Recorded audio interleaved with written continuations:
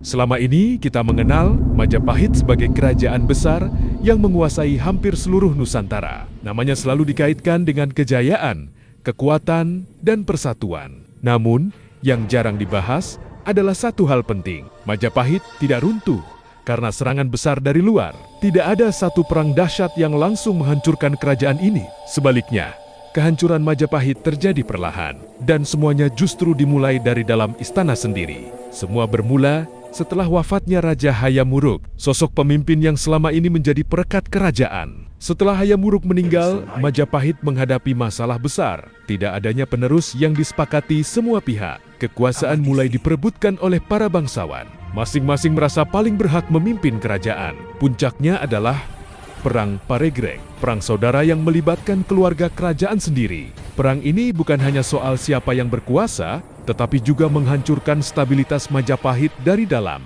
Bayangkan, ketika kerajaan lain sibuk memperkuat diri, Majapahit justru sibuk bertarung melawan saudara sendiri. Sejak saat itu, Majapahit tidak lagi solid. Persatuan yang dulu menjadi kekuatan utamanya mulai runtuh. Namun, konflik internal bukan satu-satunya masalah. Kesalahan fatal berikutnya adalah elit kerajaan terlalu sibuk berebut kekuasaan, sementara kondisi rakyat dan ekonomi diabaikan. Jalur perdagangan mulai bergeser ke daerah pesisir yang dikuasai beberapa kerajaan Islam yang sedang berkembang. Majapahit, yang selama ini kuat sebagai kerajaan agraris dan istana, gagal menyesuaikan diri dengan perubahan zaman. Sementara dunia berubah, Majapahit tetap bertahan dalam kondisi yang kacau.